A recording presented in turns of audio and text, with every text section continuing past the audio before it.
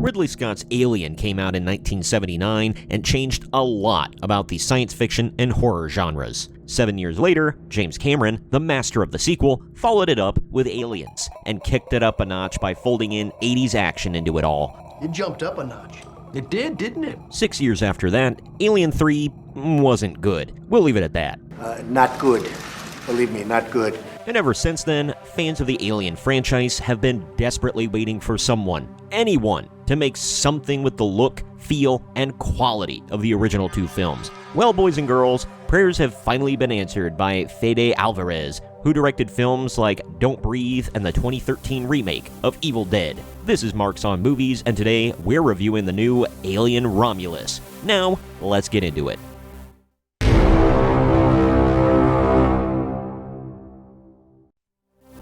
In case you haven't figured it out yet, there's going to be a healthy, heaping dose of spoilers in this video for not only Alien Romulus, but also some for the first two Alien films.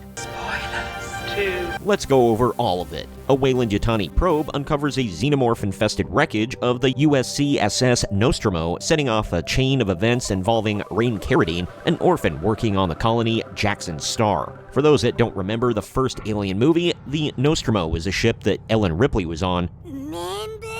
Oh, we'll get to that. Trust me. Persuaded by her ex-boyfriend Tyler, Rain joins a risky mission to retrieve cryostasis chambers from a derelict spacecraft, hoping to escape to the planet Ivaga with Tyler, his sister Kay, cousin Bjorn, and others. Accompanied by her reprogrammed synthetic brother Andy, the group navigates the eerie research station Renaissance, unknowingly triggering a lockdown and unleashing deadly facehuggers. Andy's programming is pretty messed up, but the group finds half of another android named Ash. Remember him? They take a disc out of his neck and put it in Andy's so he can better understand the ship and the creatures aboard it. After a terrifying encounter, Andy is manipulated by Weyland-Yutani while the group faces relentless xenomorph attacks and a deadly countdown as the station hurtles towards Jackson's planetary rings. Ash is speaking for the company and swaps between pretending to be helpful and telling Andy that he needs to do what's best for the company, which of course means letting the xenomorphs live and not letting the people survive. This guy! Amid the chaos, the team is torn apart as facehuggers, chestbursters, and deadly xenomorphs wreak havoc. Bjorn and Navarro meet grisly ends, which I won't get into. I'll let you figure that one out when you watch the movie yourself. I'm getting scaredy farts! And Kay narrowly escapes, only to fall into a trap set by the xenomorphs. Rain, with Andy's compromised loyalty, fights to survive and save her remaining crew. As the station crumbles, the pregnant Kay injects herself with a dangerous compound, resulting in the birth of a human-xenomorph hybrid. Not a great plan. It sort of looked like a mutated version of those creators from Prometheus. Sorry I brought that movie up, but it's true. In a final desperate struggle, Rain injects the creature into space, but not before it kills Kay and injures Andy. With the ship destroyed, Rain enters stasis alongside Andy, hoping to survive long enough to reach Ivaga.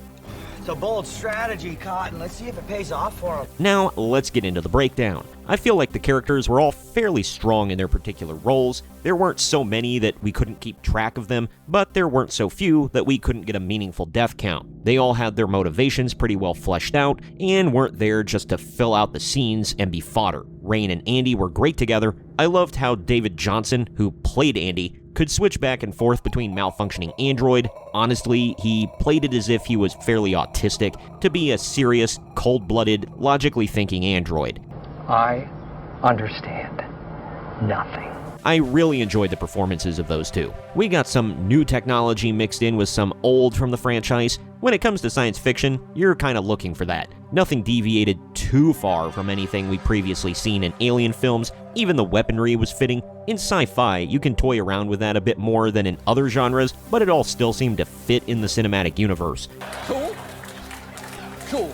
In the vein of Ellen Ripley, Rain was a tough, badass, capable woman without coming off as an unstoppable girl boss that didn't earn her victories. She was likable and fairly realistic, and when a character doesn't have to constantly tell us how badass they are, and when other characters aren't constantly telling us how awesome the main character is, that's even better. Yup!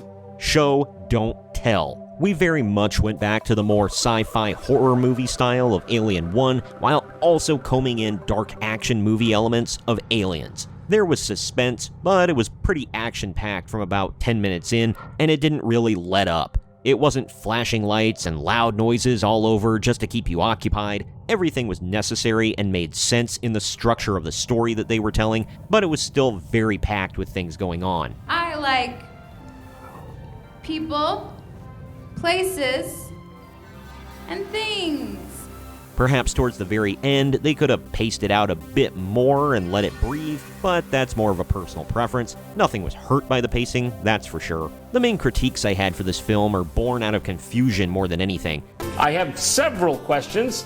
To anyone who watched Alien, you'll know that at the end of it, Ripley blew the Nostromo sky high, and it went off like a nuclear bomb in space. How could even scrap metal be recovered from that?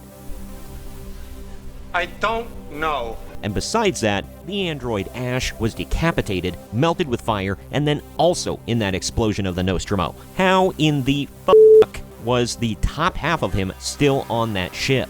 It was a nice nod to the original film and all, but the deepfake and AI voice for Ian Holm was an odd choice in my opinion. After going, oh hey, I remember him, all it did was remind me that he passed away 4 years ago. That's what you call a real bummer.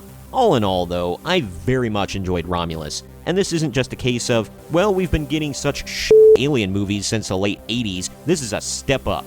While I did enjoy most of Prey, I've got to say that the Predator franchise suffered from that effect. But this was genuinely a worthwhile film. The critic score sits on Rotten Tomatoes at 80%, while the popcorn meter, which is their new audience score, is at 86%. IMDb has it sitting at 7.4 out of 10, which I think is a bit low, but it's not terrible. If you enjoy science fiction and horror, and whether you're a long-time fan of the Alien franchise, or you've never seen them before, you'll enjoy watching Alien Romulus. Let's go.